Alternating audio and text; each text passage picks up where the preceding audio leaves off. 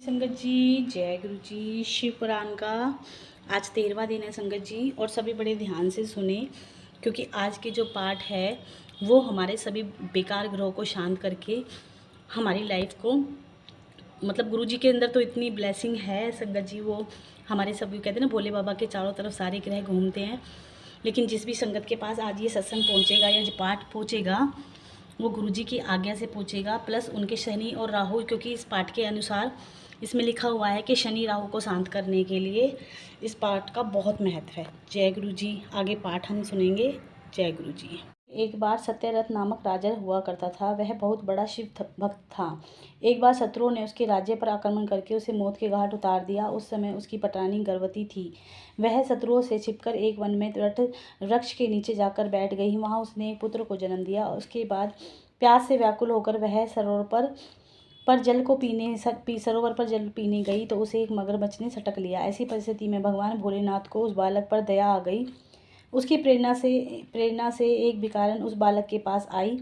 वह बालक को देखकर द्रवीभूत हुई। उसने परंतु सोचने लगी कि ये किसका पुत्र है, इसका पालन पोषण करने के लिए मैं अपने साथ ले जाऊं या नहीं। यही सोच में पड़ी देखकर भगवान शंकर स्वयं भिखारी का रूप धारण कर भिखारन के पास आकर उससे बोले कि तू शंका मत कर, इसे घर ले जाकर इसका पालन पोषण कर। भिखारन उसे पूछने लगी कि आप कौन हैं, क्या आप शंकर भगवान तो नहीं हैं?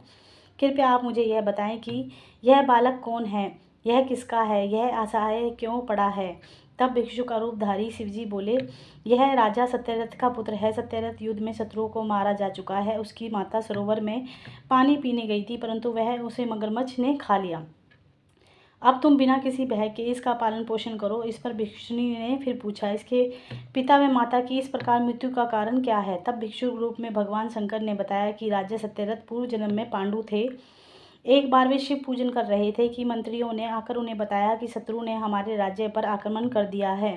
राजा पांडु ने बिना सोचे समझे यह तय कर लिया कि ये लोग मंत्री वेश में शत्रु ही आ गए हैं। शिव पूजन समाप्त करके उसने मंत्रियों का सिर काट दिया तथा बिना पूजन करे ही रात्रि में भोजन कर लिया। इस कारण यह राजा सत्यरथ मारा गया है। इस लड़के की माता ने पूर्व जन्म में छल कपट से अपनी सौत का वध कर दिया। इस पाप के कारण मगरमच्छ ने इसे पकड़कर खा लिया। यह कथा सुनकर शिवजी ने उसे ब्राह्मणी को अपना असली रूप से परिचित कराया। वह मुक्त खंड से भगवान शंकर की स्तुति करने लगी। भगवान शिवजी के पास अंतर्धान हो गए। शिवजी इसके बाद अंतर्धान हो गए। वह ब्राह्मणी राजा के पुत्र का पालन पोषण कर अपने पुत्र के समान रखने लगी। बड़ा होने पर वह शांडिल्य ऋषि के आदेश पर शिवजी का 1 वर्ष तक पूजन किया और गंधर्व कन्या से विवाह कर निष्कपट राज्य किया। नंदीश्वर ने पूछा, हे तात, व्याघ्रपाद का पुत्र उपमन्यु, जो कई जन्मों से मित्र होकर इस जन्म में फिर कुमारपन को प्राप्त हुआ है, वह भाग्यवश वे अत्यधिक गरीब हो गए हैं। अतः तो उन्हें माता के घर बहुत ही कम मात्रा में दूध पीने को मिलता था। वह बार बार अपनी माता से दूध मांगता था। माता ने बालक को बहलाने के लिए घर के भीतर जाकर कनों से बचे बीजों को पीसकर पानी मिलाकर कृत्रिम दूध का उसे पीने को दिया, परंतु उपमन्यु ने कृत्रिम दूध को नहीं पिया और कहने लगा, हे माता, यह दूध नहीं है। इस पर ममतामयी माता ने उसे गोद में बैठाकर उससे अश्रु को पोंछते हुए बोली, बेटा, हम वनवासियों के पास दूध कहाँ से आया? पूर्व जन्म के किए कार्यों के फल के भोग रहे हैं। अब तो केवल शंकर भगवान ही दूध का प्रबंध कर सकते हैं। माता के इस प्रकार दुखी वचनों को सुनकर बालक उपमन्यु माँ से बोला, आप शोक न करें। यदि भगवान शंकर ही कल्याण करने वाले हैं तो हमारा कल्याण अवश्य ही होगा। यदि भगवान शंकर कहीं हैं तो वे मुझे देर सवेर दूध अवश्य प्रदान करेंगे। मैं उनकी कृपा का पात्र बनने के लिए तपस्या करूँगा। इतना कहकर बालक उपमन्यु माता को प्रणाम करके हिमालय पर जाकर ओम नमः शिवाय का पंचाक्षर मंत्र का जाप करने लगा। उसके तप से तथा पंचाक्षर मंत्र का उच्चारण करने से तीनों लोग प्रतिविध होने लगे। बालक के पास भगवान शंकर पार्वती के साथ इंद्र और इंद्राणी का रूप रखकर हाथी पर सवार होकर आए। वे बालक से वर मांगने को कहने लगे। वे बोले, मैं तीनों लोकों का राजा, देवताओं का स्वामी इंद्र हूँ। तुम निर्गुण रूप रुद्र का पूजन करोगे तो देव जाति से निकाल दिए जाओगे और तुम्हें पिशाच बनना पड़ेगा। उपमन्यु अपनी तपस्या में विघ्न समझकर पुनः जप करने लगा। वह इंद्र से बोला, तुम भगवान शंकर को जानते ही नहीं हो। वे तो समस्त देवताओं के स्वामी हैं। मैं भली भांति जानता हूँ कि भगवान सिर से परे कोई तत्व नहीं है। तुम मेरे सामने उनकी निंदा न करो। तुमसे ही नहीं अपितु मैं ब्रह्मा जी और विष्णु से भी वरदान नहीं चाहता। यदि तुम मेरे सामने भगवान शंकर की निंदा करोगे तो मैं तुम्हें भस्म कर दूंगा। उपमन्यु ने भस्म उठाकर उसे अघोर मंत्र से अभिमंत्रित कर भगवान शंकर के चरणों का ध्यान कर तुरंत इंद्र पर डाल दी। परंतु वे साक्षात शिव ही थे, परंतु वे अपनी असली रूप में प्रकट हो गए।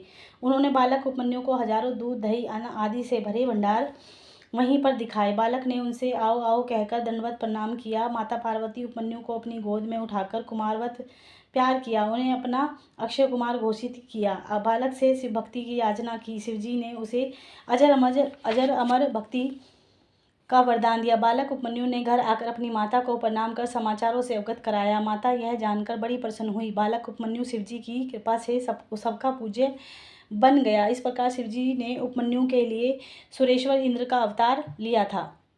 दक्ष की पुत्री सती जी जब शिव के अपमान के कारण भस्म हो गई तो उन्होंने हिमालय के यहाँ मैना के गर्भ से पार्वती के रूप में प्रकट हुई। नारद जी के कहने पर शिवजी को प्राप्त करने के लिए उन्होंने कठोर तपस्या की। भगवान शिवजी ने पार्वती की व्रत और तपस्या की परीक्षा लेने के लिए सप्तऋषियों को भेजा। सप्तऋषियों ने परीक्षा लेकर शिवजी को संतुष्ट किया। इसके बाद भगवान शिव स्वयं उनकी परीक्षा लेने ब्रह्मचारी के वेश में गए। पार्वती जी ने उनकी अर्घ्यपात से पूजा की। ब्रह्मचारी रूपी शिवजी ने उनसे तप का कारण पूछा तो उन्होंने अपना सारा वृतांत सुनाया। इस पर ब्रह्मचारी ने कहा, मेरी समझ में तुम्हारी बात नहीं आई। भगवान शिव तो दिगंबर हैं, उनके पास एक बूढ़ा बैल है, वे चिता की भस्म शरीर पर लगाए रहते हैं। इससे तो अच्छा है यह है कि तुम देवताओं में से किसी का वर्ण करने की सोचती। तुम जैसी अनुपम सुंदरी के लिए यह बिल्कुल भी उपयुक्त नहीं है। इस पर पार्वती जी ब्रह्मचारी से स्पष्ट हो गई। उनके पुनः कुछ कहने की चेष्टा करने पर सखियों से उसे आश्रम से निकाल देने को कहा। पुनः यह कहकर जाने को तैयार हो गई कि जो व्यक्ति शिवजी की निंदा करता है वह स्वयं तो पाप का भागी होता है, उसके साथ जो सुनने वाला भी है वह पाप का भागी बनता है। पार्वती जी ने जैसे ही जाने के लिए पग बढ़ाया, शिवजी असली रूप में प्रकट हो गए। पार्वती जी का हाथ पकड़कर कहने लगे कि आज मैं तुम्हारी तपस्या द्वारा खरीदा गया सेवक हूँ। पार्वती जी ने उनसे अपना पति बनने की प्रार्थना की। तब शिवजी ने हिमाचल के यहाँ बारात लेकर जाकर वैदिक रीति से पार्वती का प्राणी ग्रहण किया। फिर पार्वती के साथ कैलाश पर सानंद निवास करने लगे। यह शिवजी के 84वें अवतार की कथा है। भगवान शिव पार्वती को अपनी पत्नी बनाने का वरदान देकर कैलाश पर चले गए। पार्वती जी भी घर चली गईं। शिवजी ने इस खुशी में महान उत्सव का आयोजन किया। तब भगवान शंकर नट का रूप धारण कर वहाँ पर नाचने लगे। उन्होंने अनेक नृत्य करके सभी को मोह लिया। मैना ने स्वर्ग के थाल में रत्न भरकर देना चाहा, परंतु उन्होंने लेने से इनकार कर दिया और पार्वती को मांगने लगे। मैना यह सुनकर क्रोध से भर गई। उसी समय हिमाचल भी गंगा स्नान से लौट आए। उन्होंने उस नट को देखा तो पार्वती जी का हाथ मांगने की बात सुनकर वह भी कुपित हो गया। तब भगवान शंकर गुप्त रूप से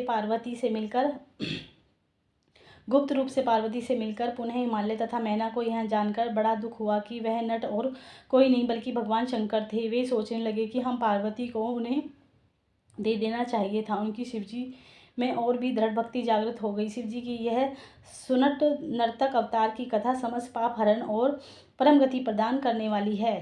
जय गुरु जी। पार्वती जी तपस्या के द्वारा शिवजी को प्रसन्न करके जब घर लौट आई तो हिमाचल और मैना ने शिवजी के साथ प्राणी ग्रहण करने का विचार बना लिया। इस समाचार ने से देवताओं को भारी चिंता होने लगी कि गिरिराज अपनी भक्ति द्वारा पार्वती जी को शिवजी को देने से हिमालय शिव के निर्वात पद को प्राप्त कर लेंगे। इस प्रकार शैलराज जो रत्नों का भंडार है कहीं मुक्त हो गया तो यह पृथ्वी रत्नागर्भा नहीं कहलाएगी, यह पर्वत रूप को त्याग दिव्य रूपधारी होगा। इस भांति सोचते हुए सभी देवता अपने गुरु बृहस्पति जी के पास गए। वे उनसे बोले कि आप शिवजी की निंदा करने के लिए हिमाचल के यहाँ जाएं, जिससे हिमाचल शिव की भक्ति से विकृत होकर पार्वती का विवाह शिवजी के साथ नहीं करें। बृहस्पति जी ने कहा, मैं यह कार्य करने में असमर्थ हूँ। तुम चाहो तो अपना यह कार्य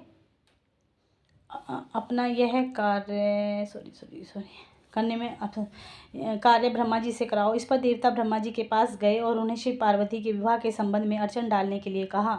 तब ब्रह्मा जी ने भी हिमाचल से शिवजी की निंदा करने में अपनी असमर्थता बताई और देवताओं से बोले, तुम स्वयं कैलाश पर जाकर शिवजी को प्रसन्न कर के उन्हें ही हिमाचल के पास भेजिए। यह सुनकर सभी देवता कैलाश पर शिवजी के पास गए। शिवजी देवताओं को देखकर प्रसन्न हुए। वह स्वयं ही द्विज का रूप धारण कर हिमाचल के पास जाकर शिव के कुरूप आदि कुरूप होने आदि की निंदा करके पार्वती का विवाह शिवजी के साथ नहीं करने की सलाह देने लगे। इसके बाद लीला करने में निपुण शिवजी वहाँ से चले गए। तब मैना और हिमाचल ने बुद्धि शिवजी विपरीत हो गई। इस प्रकार शिवजी के द्विज का रूप धारण कर देव कार्य संपन्न किया था। ओम नमः शिवाय।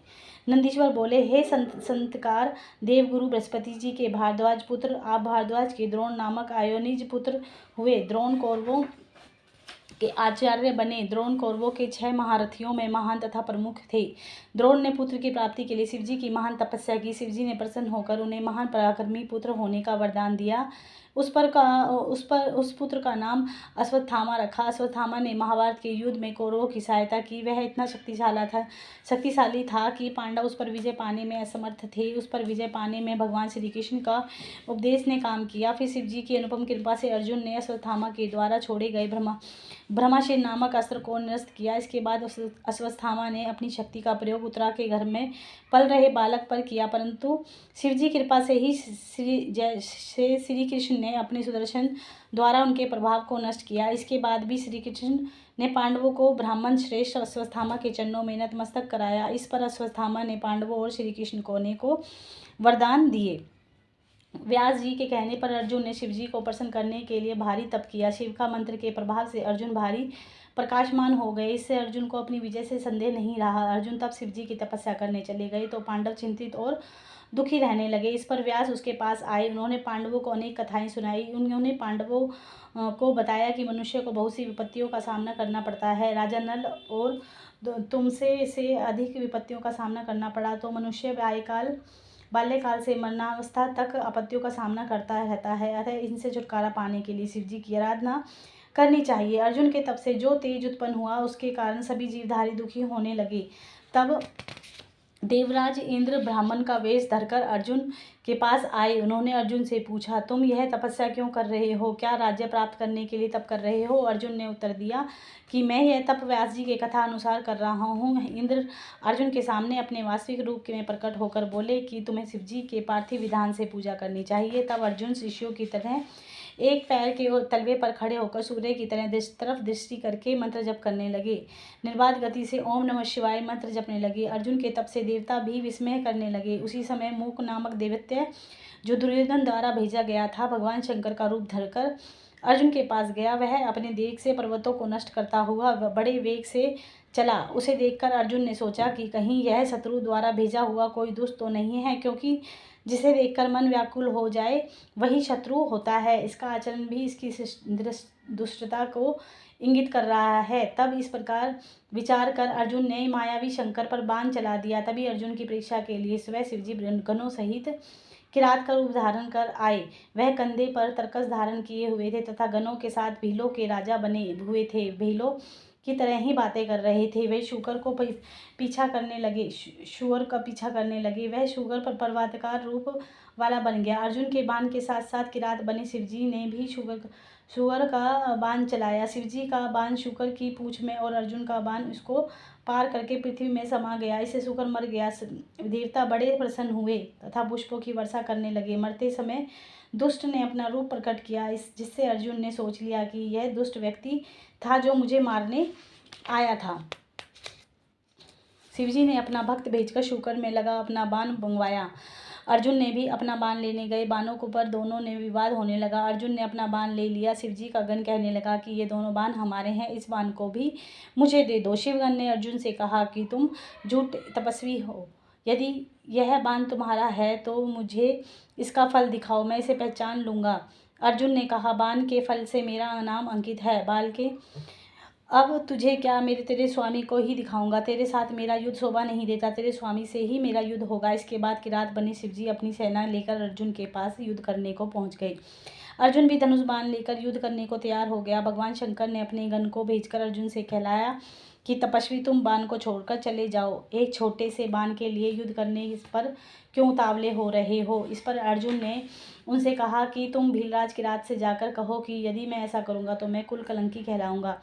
मैं युद्ध अवश्य करूंगा, भला कहीं सिंह भी भेड़िए से भयभीत होता है। यह सुनकर किरात रूपी भगवान शिव अर्जुन के बहुत ही निकट तक पहुंच गए। इसके बाद अर्जुन ने शिवजी का स्मरण कर युद्ध प्रारंभ कर दिया। भीलराज किरात ने भी अपने पैने बाणों से अर्जुन को पीड़ा पहुंचानी प्रारंभ कर दी। अर्जुन की मारकाट से गण भागने लगे। अर्जुन भारी बाणों से भगवान शंकर का प्रहार कर रहे थे और शंकर जी अर्जुन पर बाण चलाते हुए दया का भाव प्रकाशित कर रहे थे। अर्जुन के बाणों का उन पर कोई प्रभाव नहीं हो रहा था। अब भगवान शंकर ने अर्जुन को निकट से अपने असली रूप के दर्शन कराए। इससे अर्जुन लज्जित होकर भगवान शंकर के चरणों में लोटपोट हो गए। वह पश्चाताप करने लगे कि मैंने त्रिलोकीनाथ से युद्ध किया है, हे दया के सागर मेरा अपराध क्षमा करो। इस पर भगवान शंकर अर्जुन से बोले, तू खेद मत कर, तू तो मेरा बड़ा भक्त है, मैं तो तेरी परीक्षा ले रहा था, तू शोक का परित्याग कर दे। अर्जुन, तुम इच्छा अनुसार मुझे से वर मांगो।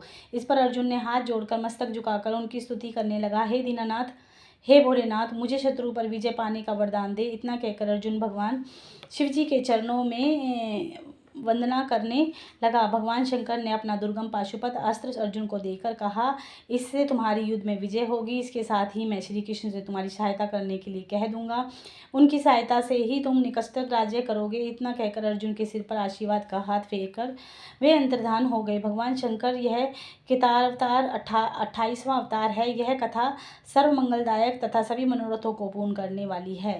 ओम नमः शिवाय। शिव जी सदा सहाय। ओम नमः शिवाय। गुरु जी सदा सहाय। शंकर जी, आज जिसने भी ये पाठ पूरे मन से सुना है, इसमें मतलब बहुत सारी शक्ति है, प्लस इसमें गुरु जी की ब्लेसिंग है। जय गुरु जी, शुक्राना गुरु जी। ओम नमः शिवाय। शिव जी सदा